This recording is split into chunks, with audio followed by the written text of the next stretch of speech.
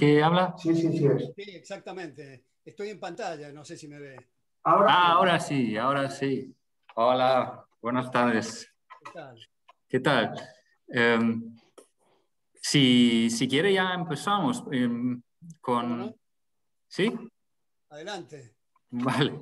Pues nada, muchas gracias, profesor Alberto Benegas Lynch, por tomar el tiempo y hablar con nosotros aquí en Madrid, en el máster de Economía de la Escuela Austríaca.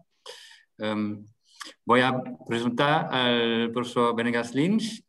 Completó 2 doctorados, doctor en Economía y también en Ciencias de Dirección. Es miembro de las Academias Nacionales Argentinas de Ciencias Económicas y de Ciencias. Es autor de 27 libros, presidente de la Fundación Libertad y Progreso en Buenos Aires y profesor titular en ESEADE, donde fue rector durante 23 años. Pues muchísimas gracias otra vez y quería preguntar en primer lugar qué tal está la situación en Argentina después de la pandemia, donde se han restringido muchas libertades. Bueno, en primer lugar, muchas gracias por la invitación. Estoy encantado de estar con ustedes en esta maestría. Respecto de la situación argentina, lamentablemente no hay ningún cambio en los últimos 70 años.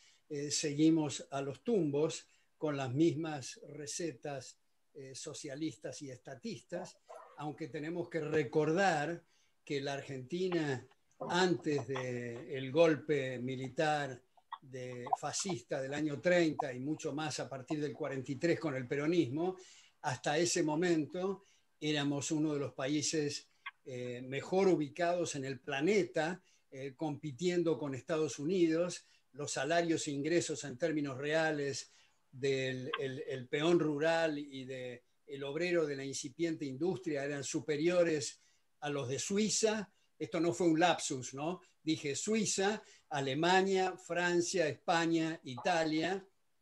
La población se duplicaba cada 10 años, teníamos comercio exterior a la altura de Canadá, incluso en el centenario, es decir, a los 100 años de la independencia de España, una delegación de la Academia de Francia comparó los debates parlamentarios argentinos con los que tenían lugar en la Academia de Francia debido a la versación de los parlamentarios. Eso todo fue decayendo y es un tema, como ustedes bien saben, siguiendo la línea de Jesús Huerta de Soto, es un tema de las cejas para arriba, o sea, es un tema educativo y es un tema que se ha abandonado durante mucho tiempo y ahora se ha retomado afortunadamente y hay fundaciones y hay instituciones que se ocupan de estos asuntos, de explicar el significado de la tradición de pensamiento liberal. ¿Y qué cree usted que hay que hacer? Bueno, yo creo que es importante volver a las fuentes. En primer lugar, preguntarnos cuál es el fundamento de la existencia del aparato de la fuerza, o sea, del Estado, y en una primera instancia esto implica, según la teoría constitucional tradicional desde la Carta Magna de 1215 en adelante, es para proteger los derechos de las personas y no para conculcarnos. O sea, que en esta instancia habría que eliminar de cuajo la mayor parte de las actividades del aparato estatal, salvo la seguridad y justicia, y también lo de la seguridad y justicia es muy importante colocarse en debates paralelos muy jugosos y muy fértiles que están teniendo lugar. Es un debate en proceso. Yo publiqué un libro en 1993 titulado Hacia el autogobierno, donde hago el ejercicio de discutir los bienes públicos, las externalidades, los free riders, el dilema del prisionero, la asimetría de la información, el teorema Kaldor-Higgs, el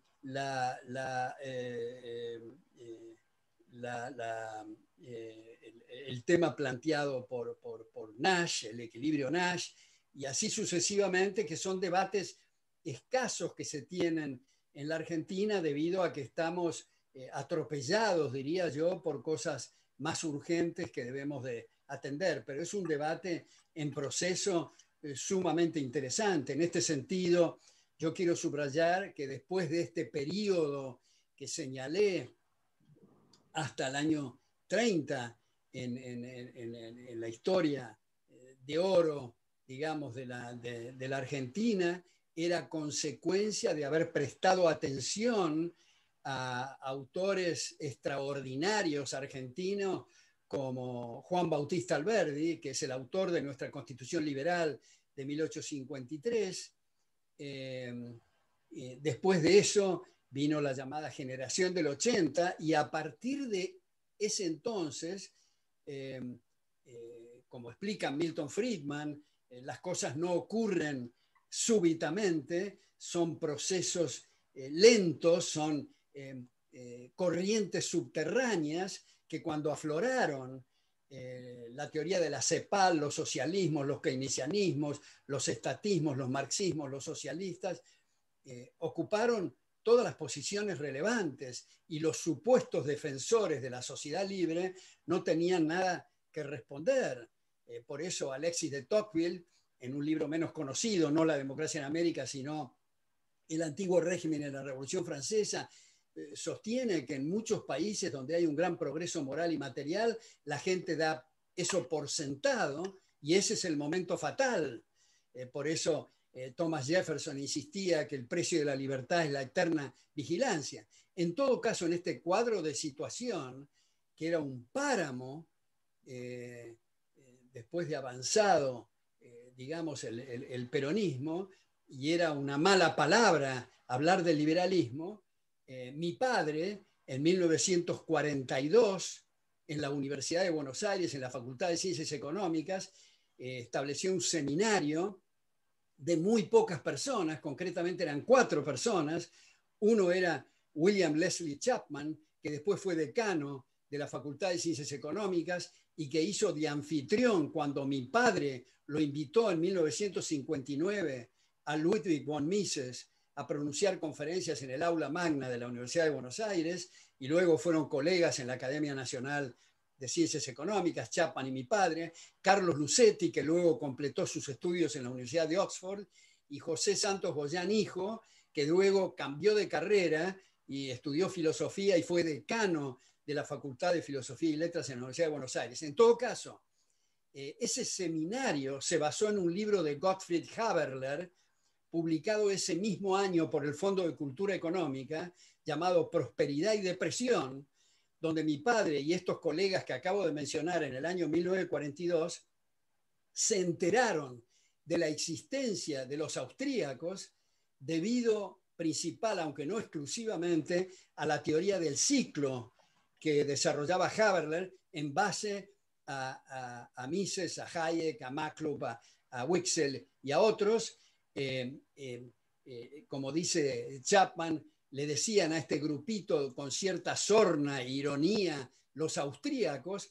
En todo caso, mi padre, como cuenta en su libro, editado por la editorial sudamericana, que se llama Por una Argentina Mejor, mi padre cuenta que en el año 1950 él viajó a Estados Unidos para conocerlo a Leonard Read, que hacía poco tiempo, en el año 46, había establecido la Foundation for Economic Education, y Leonard Read lo recomendó a Mises, que estaba en NYU, en la Universidad de New York, y Mises a su vez le dio una carta de presentación para Hayek, que estaba en ese momento en Chicago, y les anunció tanto a Mises, a Hayek como a Read, que iba a reflotar las ideas liberales y establecer una institución, que lo hizo 7 años después, porque mi padre residió con su familia, entre los cuales yo estaba, que fui al colegio en Estados Unidos.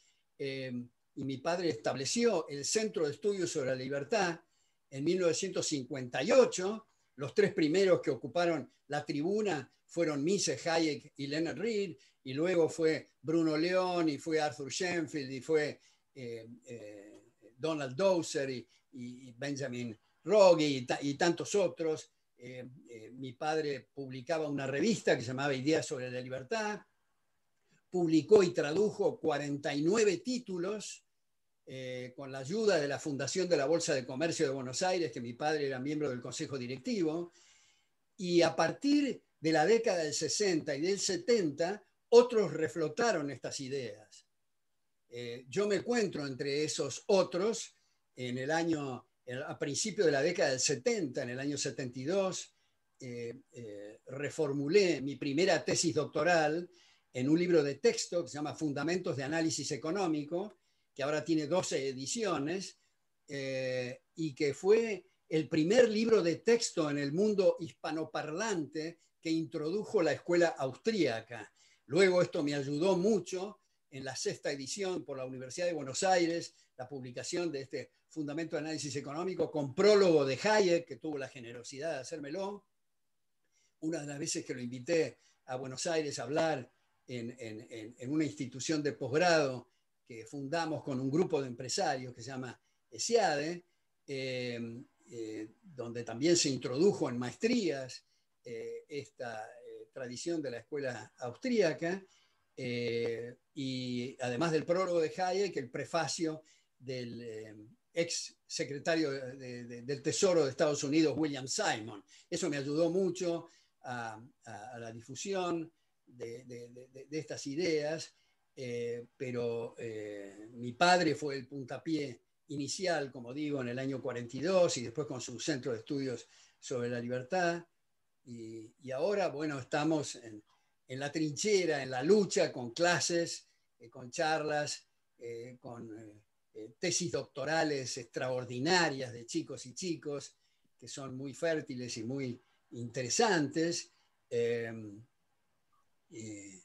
y con publicaciones de ensayos, artículos semanales, y luego, con el tiempo, y termino con esto para no hacerlo muy largo, en ese, como digo, en ese fundamento de análisis económico, ¿no? Hacia el autogobierno, introduje la idea de la eliminación del aparato estatal. Eso se difundió, y a raíz de eso, mucho más adelante, en agosto del 95, en un seminario en Seúl, en Corea del Sur, invitado por la International Cultural Foundation. Allí estaba Gordon Tullock, allí estaba Bruce Benson, allí estaba Hope, allí estaba Angelo Petroni, en fin, muchos. Algunos escribieron sin poder ir, bueno, Anthony Flew también, algunos escribieron sin poder ir, como Anthony de Jassé, que a mi juicio es una de las mentes más originales en la tradición del pensamiento liberal, que murió hace relativamente poco.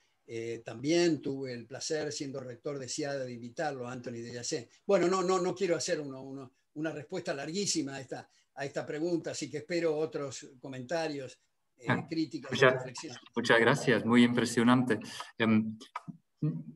Mi pregunta es, que me hago muchas veces, es que está muy importante hacer tu labor académico y difundir las ideas, pero la desventaja es que la izquierda o el Estado, ¿no?, controla la educación, que es clave, y los medios. Entonces, ¿qué se puede hacer contra el Estado que controla los medios y ahí introduce las ideas keynesianas, socialistas, y los medios que están también llenos de estas ideas?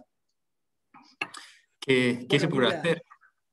Philip, ese punto que tú tocas es tal vez el punto más importante de todos los temas que podamos abordar.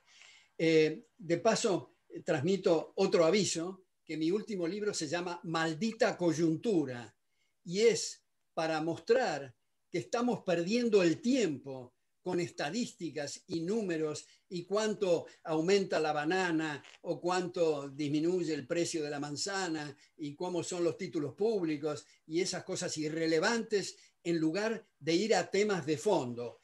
Y uno de los temas de fondo, dicho sea de paso, no quiero olvidarme en mi comentario anterior que uno de los economistas, creo, más destacados y que tiene mucho contacto con la gente joven hoy es Javier Milei en la Argentina.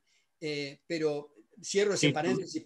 tuvimos el honor de hablar con él hace 2 semanas también. Ah, qué bueno. Bueno, quiero ir al tema de la educación. Un punto fundamental para la educación es comprender que es un proceso abierto, de puertas y ventanas abiertas donde tiene que entrar mucho oxígeno y es un proceso de prueba y error en ebullición y evolutivo. Por lo tanto, es un cachetazo a la inteligencia, es una ofensa a la inteligencia que existan ministerios de educación y cultura, porque no puede ni siquiera sugerirse cuáles deben ser las estructuras curriculares. Las estructuras curriculares tienen que aparecer en un proceso competitivo de auditorías cruzadas entre distintas instituciones privadas de educación. Por lo tanto, creo que es indispensable eliminar todas las instituciones educativas estatales. Se habla de educación pública, pero eso es un disfraz, porque la educación privada es también para el público. Es educación estatal. Lo que pasa es que no se usa esa terminología, porque igual que literatura estatal, teatro estatal o periodismo estatal queda muy mal, pero es educación estatal. Ahora, quiero aclarar, Philip, que esto no va en detrimento para nada de los profesores y las profesoras que están enseñando en el ámbito estatal. Algunas son excelentes y hacen esfuerzos muy meritorios, pero el tema es de incentivos, como nos ha enseñado Ronald Coase, como nos ha enseñado Harold Dempsey, como nos ha enseñado tantos otros autores, Douglas North. Los incentivos son claves. Entonces, el problema de la educación estatal es la tragedia de los comunes. Esto es, lo que es de todos no es de nadie. La forma en que se toma café y se encienden las luces es distinta cuando nosotros tenemos que pagar las cuentas que cuando obligamos que las paguen otras. Ahora, ¿cómo se puede hacer con las instituciones estatales? Creo que vendérselas al mismo claustro de profesores que hoy está enseñando en el ámbito estatal. Y en un rapto de generosidad y de entusiasmo diría, regálensela. Pero al momento siguiente, que son de esas personas, todos los activos fijos y los gastos corrientes van a ser manejados de una forma completamente distinta. Algo tan delicado como la educación no puede estar politizado. Ahora, como una medida de transición, y sé que esto tiene sus bemoles y sus costados para discutir, como una medida de transición para la gente que puede aplicar a las instituciones educativas o a las ofertas educativas existentes, pero no tiene ingresos, se puede establecer vouchers, créditos educativos, como una cosa de transición, porque ojo que las instituciones van a preferir tener candidatos por vouchers que son mucho más fáciles de reclutar que gente que pague matrículas. Por lo tanto, esto puede ser una amenaza para aumentar el gasto público. Pero como una cuestión de transición, solo para mostrar el non sequitur, es decir, no se sigue del hecho que digamos que algunos tienen que financiar la educación de otros, no se sigue, pongo en bastardilla, en negrita, en letra muy grande, no se sigue que haya instituciones estatales. Entonces, creo, Philip, que el tema que has tocado, que lo reitero en todas las oportunidades que puedo de la educación, es algo muy importante. Y vivimos la era de los pseudo derechos. Como todos ustedes saben, no necesito detenerme mucho en esto, la contrapartida de un derecho es una obligación. Si yo les digo a ustedes que en el mercado gano 100, hay la obligación universal de respetarme esos 100.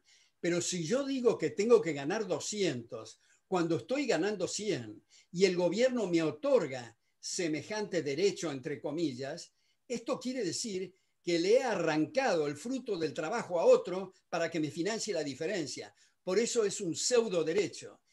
Y cuando se habla en ese sentido de derecho a una vivienda digna, derecho a una motocicleta con 2 caños de escape, derecho a hidratos de carbono, derechos, son todos pseudo derechos. Antes, la tradición en la Constitución liberal era poner límites al poder. Hoy las constituciones modernas son declaraciones de deseos, son pseudo derechos. Quiero poner un ejemplo un poco grosero. En la academia, en la asamblea constituyente que estableció Correa, el presidente de Ecuador, hace un tiempo, en la asamblea constituyente se propuso introducir en la Constitución, afortunadamente no prosperó, pero esto es para mostrar el clima que hay, se sugirió poner en la Constitución el derecho a la mujer al orgasmo. No me digan ustedes que no es una imbecilidad, que es algo digno de una producción cinematográfica de Woody Allen. No es serio, eso no es serio. En la Constitución, 3 constituciones anteriores de Brasil, uno de los incisos establecía cuál debe ser la tasa de interés en términos reales. Esos son absurdos y cosas. Y curiosamente, estas cosas, como tú sabes perfectamente, Philip, y los que me están oyendo, esto se hace en nombre de los pobres y son los primeros que son destrozados con estas políticas, porque cada peso que se derrocha, dado que los recursos son escasos, o cada peseta o cada euro, digamos, que se derrocha, implica consumo en las tasas de capitalización.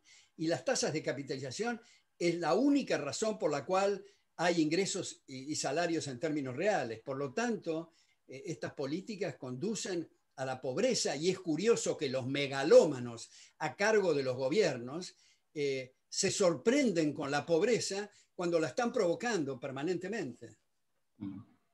Vale, muy interesante. Las cuestiones de transición son muy interesantes. Yo tenía otra pregunta que acá he leído la entrevista que le ha hecho Adrián Rabier y me gustaría si usted nos podría explicar los 3 diferentes grupos de austríacos que menciona.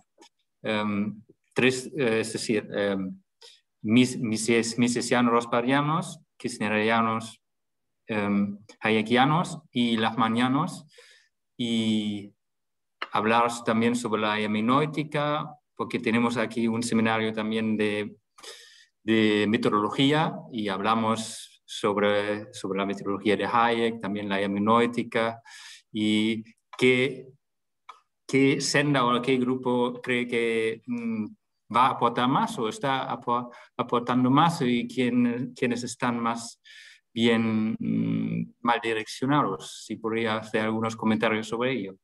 Bueno, en primer lugar quiero subrayar que Adrián Rabier es uno de los economistas también que hay que destacar muy especialmente, que hace una labor sumamente fértil con sus clases explicando las tradiciones de pensamiento liberal, otras tradiciones de pensamiento, otras tradiciones rivales, haciendo un proceso abierto de debates. Ahora, respecto a esta pregunta tan interesante y tan jugosa, digamos, yo diría que hay 2 aspectos acá. Uno, que junto con los austríacos hay tradiciones de pensamiento que tienen un gran interés, aunque no compartamos todos sus postulados. Por ejemplo, Chicago. En realidad se inició con Law and Economics, con Aaron Director, que era el suegro de Milton Friedman, que estableció las primeras líneas de Law and Economics, pero curiosamente, y eso es algo que se sabe poco, Aaron Director fue el que convenció a los editores para publicar una de las obras de Hayek que estaba en ese momento en Chicago. Bueno, luego, Milton Knight, Henry Simons, Milton Friedman, Becker, Stigler, en fin. Luego el Public Choice con Gordon Tullock, que lo mencioné antes, y Buchanan. Dicho sea de paso, Buchanan me hizo el prólogo para el libro Hacia el autogobierno. Toda gente, hago un paréntesis para decir, muy generosa. Buchanan, por ejemplo, la primera vez que lo invité siendo rector en el CIADE para hablar en el CIADE, lo había invitado antes de recibir el premio Nobel. Y en el medio y antes de su viaje recibió el premio Nobel y se negó a cobrar honorarios porque era lo que habíamos convenido y se negó a viajar en business y viajó en turista sin cobrar honorarios siendo premio Nobel. Lo mismo hizo Hayek. Las dos veces que lo invité, le hacíamos regalos a su mujer, en fin, etcétera, pero para mostrar la generosidad de estas personas. Pero yendo a su pregunta, es interesante el caso de Hayek porque se aplica en él la teoría que él desarrolló de la evolución. Hayek, en The Constitution of Liberty, él, que fue muy ponderada la primera parte, pero la segunda parte criticada por Mises, donde en uno de los párrafos dice Hayek que es función primordial del gobierno administrar el dinero. Primera etapa de Hayek. Segunda etapa de Hayek, 1976, en el Institute for Economic Affairs, publica The Denationalization of Money, que bien traducido al castellano es la privatización del dinero, donde sostiene que el problema central, como ustedes saben, es la banca central, la autoridad monetaria y el curso forzoso. Porque abro acá un paréntesis, tomando lo que decía Hayek y también lo que decía Milton Friedman en Moneda y Desarrollo Económico, sus conferencias en Israel, y luego Monetary Mischiefs, que dice que el dinero es algo demasiado serio para dejarlo en manos de un banco central. Pero, ¿cuál es el tema del Banco Central? Supongamos que podemos conseguir los economistas más probos y más honestos del orbe para ser banqueros centrales de determinado país. Están embretados en uno de tres canales. ¿A qué tasa emitir? ¿A qué tasa contraer? ¿O dejar igual la masa monetaria? Bien, cualquiera de los tres caminos que elija, subrayo, cualquiera de los tres caminos va a estar afectando los precios relativos. O sea que el banquero central no puede no equivocarse. Inexorablemente va a alterar los precios relativos. Y como sabemos, los precios son los únicos canales de comunicación para saber dónde invertir y dónde desinvertir, y por lo tanto siempre van a estar perjudicando los banqueros centrales. Y si alguien dijera como un contrafáctico y como algo imaginario, supongamos que los banqueros centrales tienen la bola de cristal y hacen lo mismo que hubiera hecho la gente. La respuesta es, ¿para qué diablos se metieron si van a hacer lo mismo que hace la gente? Primero. Y segundo, la única forma de saber qué es lo que va a hacer la gente es dejarla que lo haga. Ahora, cuando la gente pregunta, ¿qué cantidad de moneda va a haber en el mercado? Es lo mismo que preguntar qué cantidad de zanahorias o de papas va a haber. Es la misma respuesta, según las estructuras valorativas. Ahora, si hay demasiado de determinado bien, no va a ser moneda, porque pagar el transporte con 6 millones de euros es muy complicado. Y si hay muy poco también, porque pagar con 0,1, ¿cuál va a ser la mercancía en la historia monetaria? Antes que entraran los gobiernos, eran distintas mercancías y que la gente simplemente las usaba y había tipos de cambio de el cacao con el hierro o la sal o lo que fuera, y no teníamos esa cosa absurda de la soberanía monetaria, que es lo mismo que hablar de la soberanía de la cebolla. No tiene sentido. Ahora, como dice Hayek, hemos esperado 200 años para darnos cuenta del horror de unir la religión con el aparato estatal. No esperemos otros 200 años para darnos cuenta del horror de unir la moneda con el aparato estatal, que la única razón por la cual existe esta autoridad monetaria es para robar a la gente a través de ese impuesto solapado que es la inflación monetaria. De manera que es igual que el cuento del lobo feroz, es para comernos mejor. Es un disparate que estemos discutiendo cuál debe ser un mejor manipulador de la moneda y del Banco Central. Hay que eliminar esa institución. Bueno, esa es la segunda etapa de Hayek. La tercera etapa de Hayek, que es poco comentada pero muy interesante, y es en las palabras introductorias que hizo Hayek a un libro de Walter Block que se llama Defending the Undefendable, donde Hayek dice, después de leer este libro, me produjo el mismo shock que cuando estuve en la Cámara de Comercio en el seminario de Mises en Viena, porque como se sabe, Hayek estaba muy inclinado a la sociedad fabiana. Fue Mises el que lo cambió en ese sentido antes de ir a la London School of Economics, etc. Pero, en todo caso, lo que dice textualmente Hayek, a veces pienso, a raíz de ese prólogo, o esas palabras introductorias que le escribió para el libro Walter Block, ¿no estaremos yendo demasiado lejos? Pero cuando me vuelvo a preguntar y a repreguntar, digo, tiene razón Walter Block en lo que está diciendo.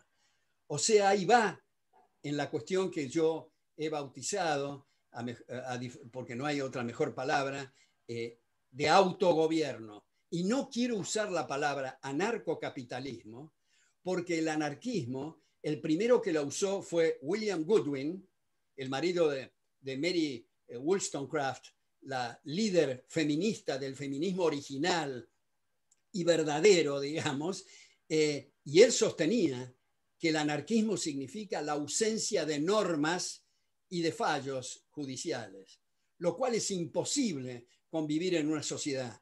El tema es de dónde salen las normas, si de una autoridad y del monopolio de la fuerza o en procesos evolutivos y naturales a través de competencia, como ha enseñado entre tantos otros, pero especialmente Bruce Benson.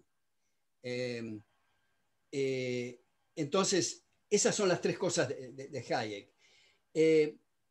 Yo creo que hay a veces algunos autores que critican a otros sin ver las contribuciones que han hecho y que estamos en un proceso evolutivo y todos nos equivocamos y mañana nos van a hacer críticas a nosotros, bienvenidas, para mejorar, porque como ha dicho Karl Popper, el conocimiento tiene la característica de la provisionalidad abierta a refutaciones.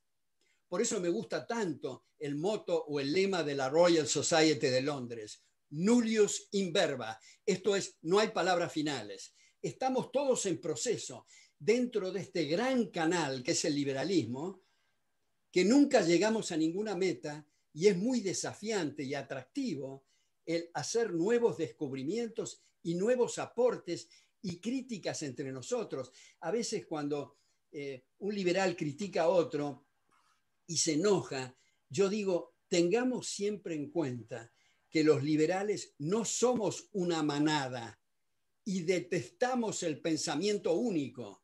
Bienvenidas las críticas. Yo, por ejemplo, cuando digo, bueno, es cierto, Ludwig von Mises era partidario del servicio militar obligatorio. Hayek era partidario de que administre el dinero el gobierno, como digo. Popper sugirió la censura a la televisión. John Stuart Mill no entendía que producción y distribución son las dos caras del mismo proceso. Rothbard era partidario del aborto. Una serie de errores garrafales, creo yo. Sin embargo, todos han hecho contribuciones notables. De manera que es cierto, es útil hacer estas críticas, pero tenemos que ser agradecidos, me parece a mí, con las contribuciones de otros. Como decía, cuando hago estos comentarios en clase, me dicen los alumnos, bueno, pero ¿cuáles son sus errores?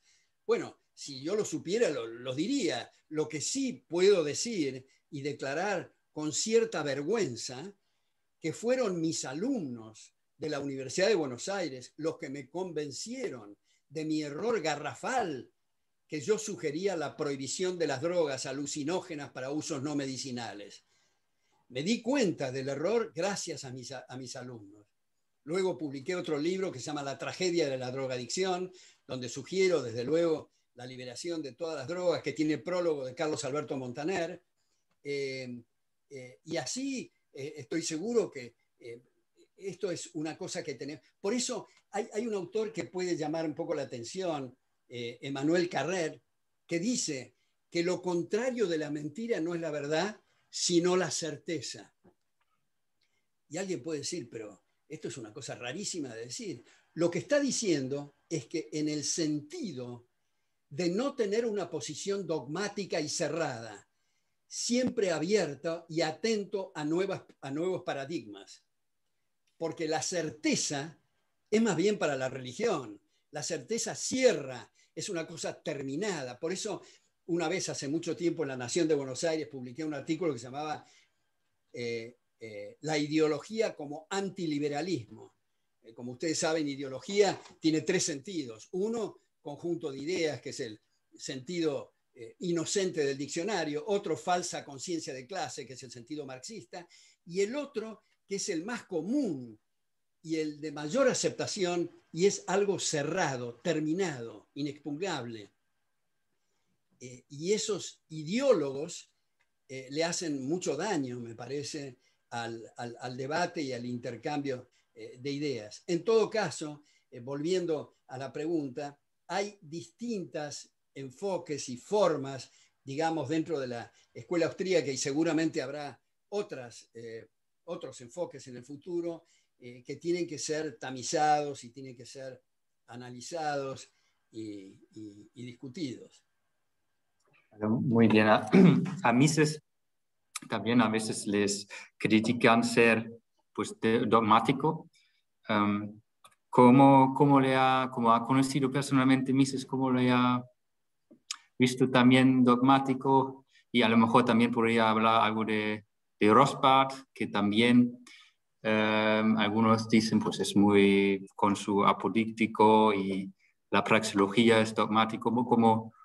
¿Cómo lo ha vivido sus experiencias con él? Y por último quería, antes de abrir a los miembros aquí del seminario, como mencionó los errores de los bancos centrales, ¿usted cree que sin banco central los bancos con reserva fraccionaria harían daño? Bueno, ¿O se necesita un 100%? Sí, Philip, muchas gracias por estas preguntas que son realmente muy interesantes. Yo dejo para el final la reserva fraccional y la reserva total y el free banking para ir en la primera parte. Y para nada lo considero a Mises dogmático. Yo lo conocí la primera vez que estuve, yo tenía 19 años cuando mi padre lo invitó en 1959 en la Universidad de Buenos Aires, como dije, y luego cuando fui becado para trabajar en mi primer doctorado en FEE, en la Foundation for Economic Education, gracias a Leonard Reed, asistí a las últimas clases de Mises en NYU en 1968. Ese fue el último periodo de Mises de dar clases. Y me admiraba la paciencia, la perseverancia, la modestia de Mises para contestar algunas preguntas que a veces eran más o menos absurdas. Yo tuve el privilegio de asistir a esas clases de Mises que también daba en FEE, junto con Hans Sennholz, junto con Israel Kirzner, también en FEE. Y tuve también el privilegio, en 1968, en ese momento Rothbard vivía en New York, tenía un departamento ahí, y asistí una vez cada 15 días a un seminario durante 6 sesiones en el departamento de Rothbard, que después me di cuenta, después de mucho tiempo, que era una especie de ejercicio que hacía Rothbard para su libro For a New Liberty. Fueron muy interesantes y me parece a mí que la cuestión metodológica, praxiológica de Mises, Rothbard, etcétera, es algo para tener muy en cuenta. Me parece que eso ha ayudado a ver la diferencia entre ciencias sociales y ciencias físicas o ciencias naturales. Pero aprovecho para decir que hay, y hace poco escribí sobre eso, un grupo de economistas chilenos que tuvimos algún intercambio, que decían que para que algo sea verdad tiene que ser empíricamente verificable. A mí me parece muy interesante un libro de Morris Cohen que se llama Introducción a la Lógica, donde dice a un supuesto interlocutor que le dice que para que haya una verdad tiene que ser empíricamente verificable, le dice, mire señor, lo que usted está diciendo ahora no es empíricamente verificable, primero. Y segundo, nada en la ciencia, ni de ciencias sociales ni naturales, es empíricamente verificable. Es transitoriamente corroborable, como también explica Popper. Ahora, de manera que mi mayor admiración, la última vez que estuve con Rothbard fue en la Mont Pelerin Society en Río de Janeiro, donde yo era miembro del comité académico, y cuando una de las tardes, cuando todos hacen turismo, nos quedamos en el lobby del hotel hablando con Rothbard y me pareció una conversación fantástica. Esa fue la última vez que lo vi. Ahora, tanto de Kirchner como de Sennholz, como de Rothbard, como de Mises y de Hayek, tuve el privilegio de tener clases presenciales. Y cuando me refiero a Hayek, me refiero a 1981, 1980, a ver un minuto, porque perdón que me fije acá una cosa, en 1984, perdón,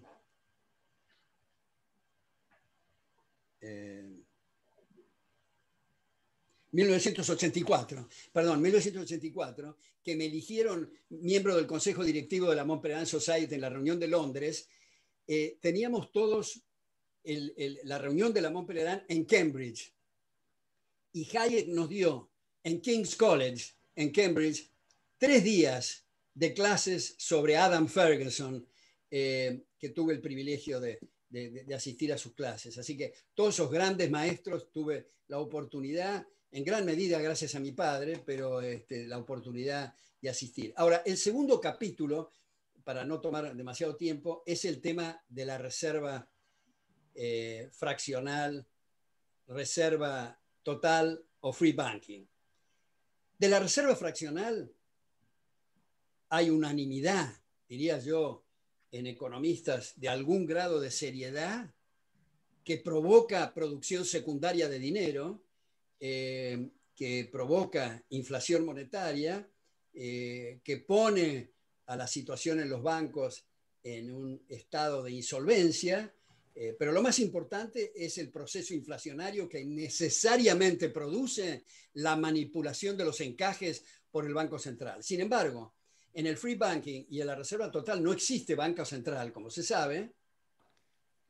Y hay aquí, Philip, no sé cuál será tu posición, un debate que viene de hace 50 años entre partidarios de la reserva total y el free banking, y creo que promete para otros 50 años ese debate, que no se ha dilucidado.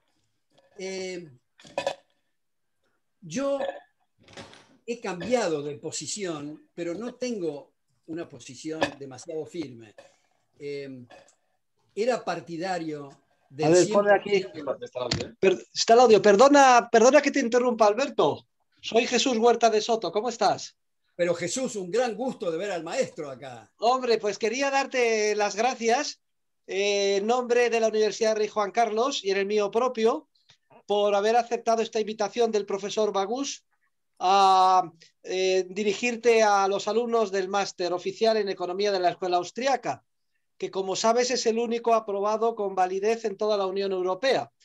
Es una pena el impacto que está teniendo el COVID y esta pandemia, pero no hay mal que por bien no venga, porque nos hemos visto forzados a hacer en remoto el máster durante estos meses, y ello nos ha permitido pues contar con invitados tan distinguidos como tú.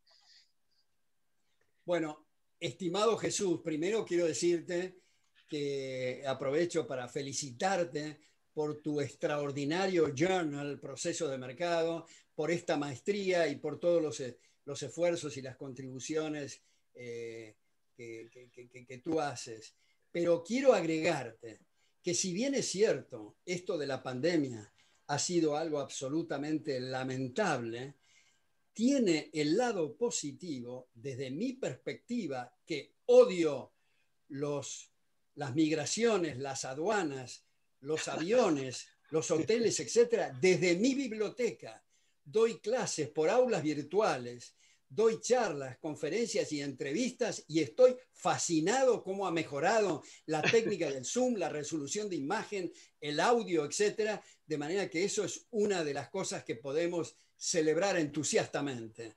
Bueno, en eso coincido contigo, aunque aquí estamos deseosísimos de volver a las clases presenciales, a ver si la vacuna se extiende, salimos de la crisis cuanto antes y podemos hacerlo. Pero tienes razón y me alegra mucho de verte porque prácticamente te puedo tocar con las manos y por eso cuando me ha dicho mi hijo que está haciendo, mi hijo pequeño, Santiago, que es mi sexto hijo, el único que me queda soltero, que estabas en el seminario, no he podido resistir la tentación de saltar de la cama porque estaba durmiendo la siesta.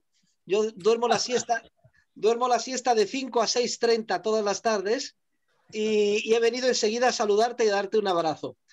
Muchísimas gracias. Recibirás, Dios mediante, el artículo que estoy publicando, acabo de publicar, que se titula Los efectos económicos de la pandemia, y que se va a hacer público también a través del Instituto Juan de Mariana, aparte de otra versión que aparecerá en procesos de mercado, pero la recibirás de manera inminente y estoy deseando también conocer tu opinión. Un abrazo muy fuerte, no quiero robarte el protagonismo de tu clase, da un saludo muy grande a todos los amigos de Argentina. Siempre tenemos un representante de vuestro gran país en el máster, este año encabezado por Matías Tenellón, que está aquí presente, y también a los que luchan por la libertad en Argentina. Hace una semana o 15 días vino el terremoto de Javier Milei, por calificarle de alguna manera. Lo quiero mucho a Javier, lo quiero mucho y hemos hecho cosas juntos, la última vez en la Universidad de Belgrano, donde te agrego, Jesús, te tomo un minuto más, en la Universidad de Belgrano, donde el aula magna estaba llena, había 5 aulas con pantallas paralelas y las preguntas que venían no eran una cuestión superficial, había mucha biblioteca en las preguntas.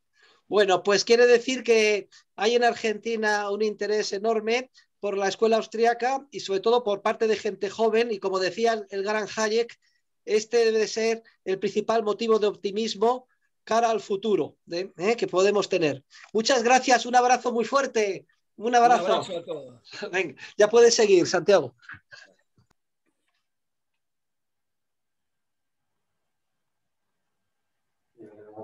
Vale, eso ha sido el profesor Guateresoto. No, como preguntaste mi posición sobre el tema, pues la mía es más o menos idéntica con el profesor Guateresoto sobre la banca.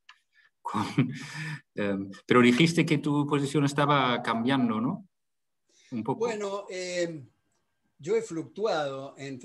Creo que una vez con Jesús intercambiamos algo a través de libros, un libro que él escribió y que citó algo mío y yo escribí en la Universidad del Desarrollo en Chile, algo sobre Gustave Courcelles, que ahí intercambiamos. Pero yo creo, uno de los que más me ha convencido, digamos, de las ventajas del free banking es Larry White, con quien tenemos alguna comunicación. Aunque veo el punto que hacen los partidarios del 100%, en realidad, cosas que lo he escrito con apoyo al encaje de 100%. Ahora, hay otras elaboraciones y unos papers últimos que sostienen con razón que queda abierto el mercado y que si la gente prefiere tener el 100%, eso es lo que va a exigir a los bancos. Tal vez es lo que yo personalmente haría. Ahora, los que se salen del 100% en sus recibos, no en un recibo general, en sus recibos, van a tener las consecuencias, malas o buenas, en la cotización de su billete. En fin, es un tema que da para un debate que es muy interesante. Yo veo el punto de los partidarios del 100% y también veo algunos aspectos interesantes en esta posición de Larry White y Selgin y otros. Vale, muchísimas gracias. Profesor, si tiene 10 minutos más, yo rogaría a los miembros del seminario si tienen alguna pregunta que si puede hacer. ¿Cómo no? Muchas gracias. Profesor, no sé si me oye. Uy, medio segundo. Profesor Venegas Lynch, soy Ricardo. ¿Me oye? Tal vez si se saca el tapabocas... No le oigo. Medio segundo que no lo oímos. Ahora. No tengo nada activado. ¿No? A lo mejor si se saca el tapabocas lo puedo entender mejor. Ahora le oigo. Bueno, en primer lugar, muchas gracias por su predisposición y amabilidad en todo momento. En segundo lugar, tengo otro compatriota y gracias a él... Perdón, no le estoy escuchando. Daniel, apaga el tuyo. Y yo tengo el mío. Me voy allí. Ya vengo aquí con el profesor. ¿Me oye ahora? Sí, ahora lo escucho. Vale, muchas gracias. Le decía que soy Ricardo, que en primera instancia enormemente agradecido por su predisposición y amabilidad. Como le comentaba, que gracias a otro compatriota suyo tengo aquí la 12ª edición, como usted muy bien comentaba. Pero es usted tan humilde que no ha dicho que Hayek en su prólogo lo recomienda entusiastamente. O sea, el libro, no es que solo lo prologara, sino que lo recomendó de manera entusiasta. Bueno, esa es la razón por la cual se vende el libro. Gracias a él. No creo. Estados Unidos contra Estados Unidos. Otros tantos. Gracias a usted voy a aprender durante muchos años de todo lo que ha escrito, porque ha escrito muchísimo. Su definición de liberalismo creo que ha traspasado fronteras. Yo creo que es mundialmente conocida. Estado lo escribo con minúsculas y siempre que lo escribo al principio lo llevo como nota al pie y me apoyo en usted. Por si me echa la bronca, que se le echen usted, pero con usted no se atreven.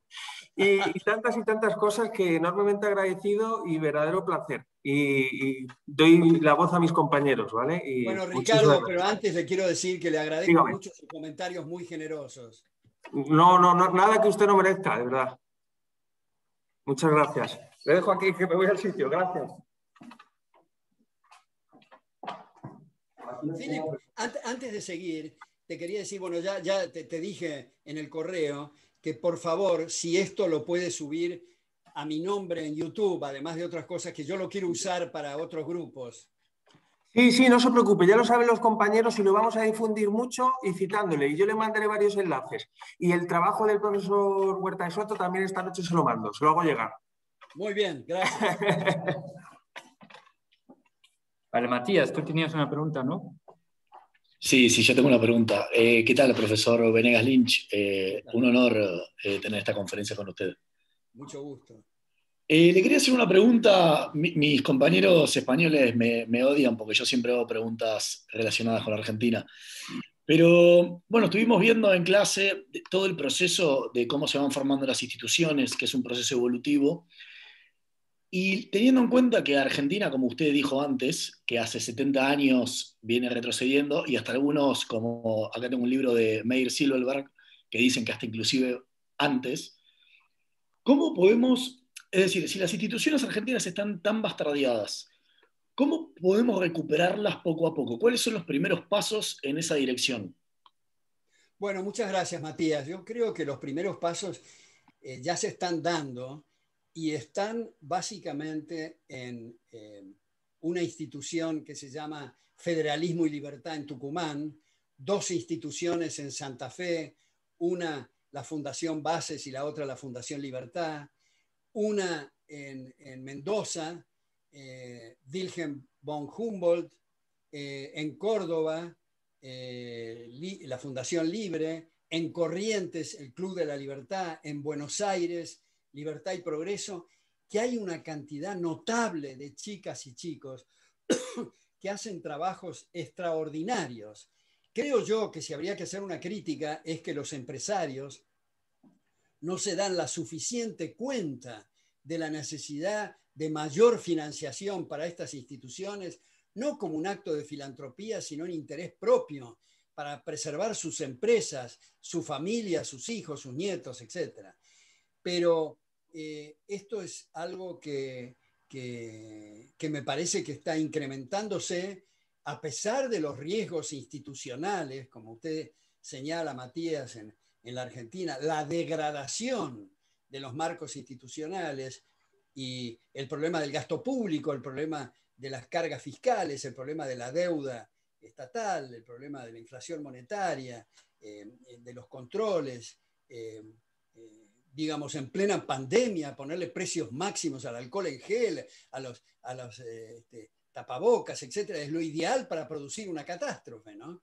Eso lamentablemente no se ha entendido aún, pero se va progresando. Yo creo que hay razones para ser optimista, lo cual no quiere decir para nada, por supuesto, bajar la guardia. Yo creo que, termino con esto para decir que todos, antes de dormirnos a la noche, tenemos que preguntarnos qué hice hoy para que me respeten.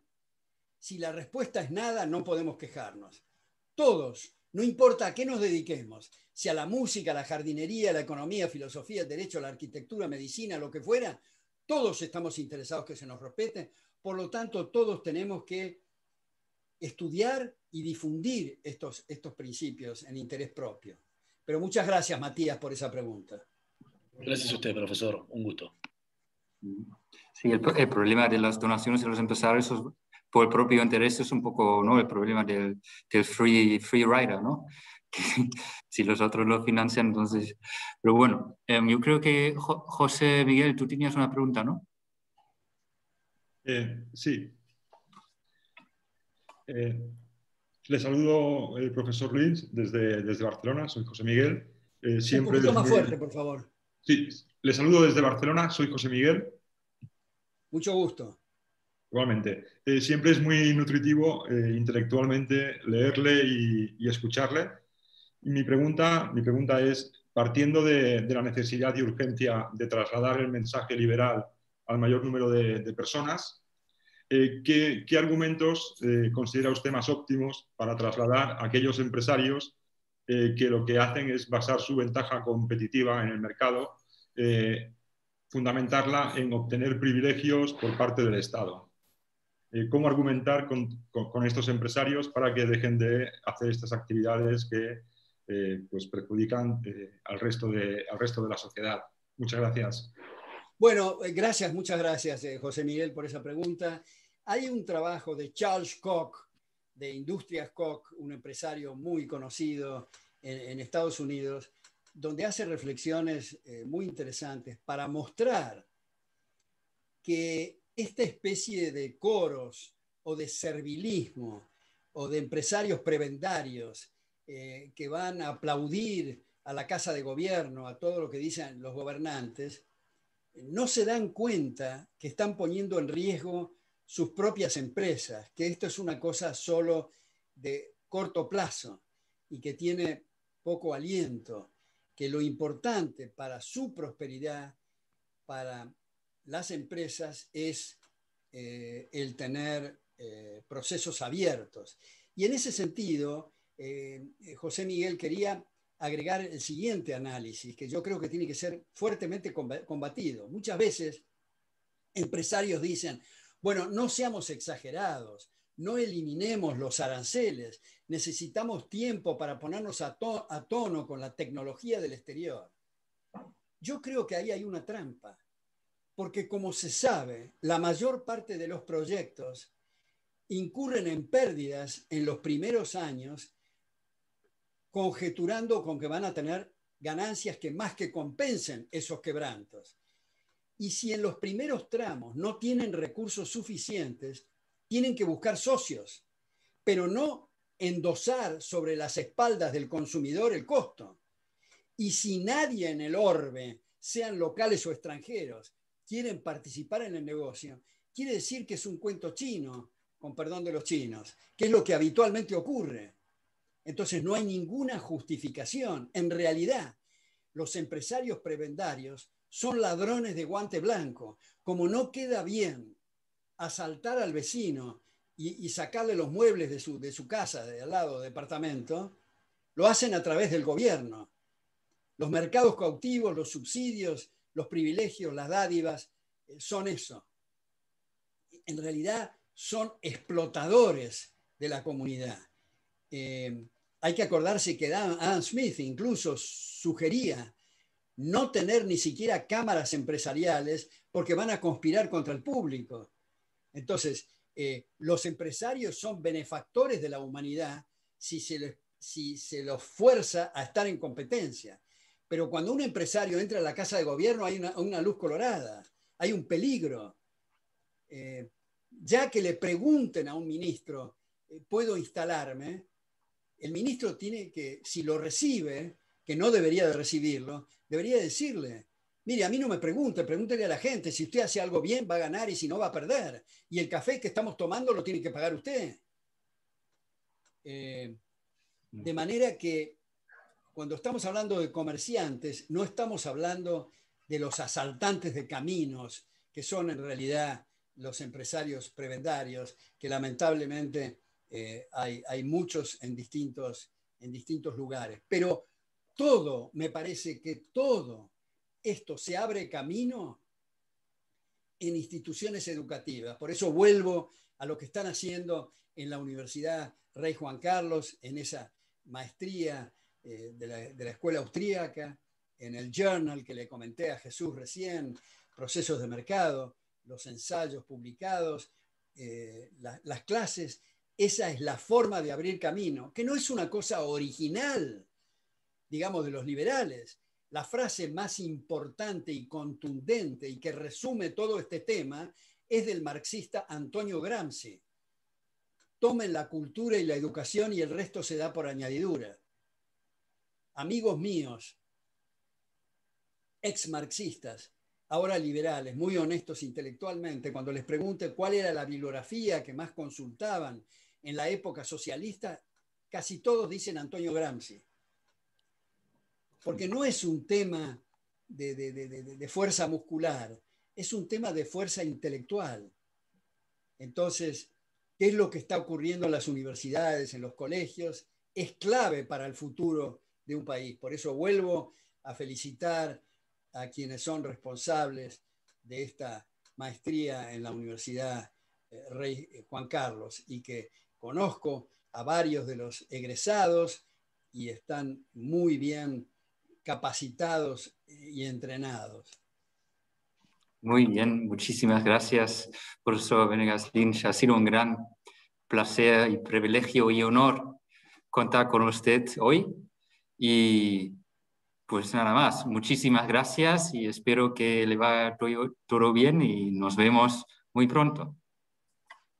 Bueno, Felipe Bagus, yo creo que por las preguntas y las reflexiones que ha hecho, los alumnos que usted tienen la suerte de tenerlo como profesor, celebro eso, y ha sido un gran gusto, aunque sea conocerlo virtualmente, y espero que en un futuro próximo lo pueda conocer personalmente, y gracias por toda esta organización. Vale, muchísimas gracias a usted por esas palabras y espero sí, vernos pronto en persona. Muy bien, que tenga muy buen día. Hasta luego. Igualmente, gracias. Muchas gracias. Hasta luego, profesor. Muchas gracias. Muchas gracias, profesor. Gracias, profesor. Muchas gracias.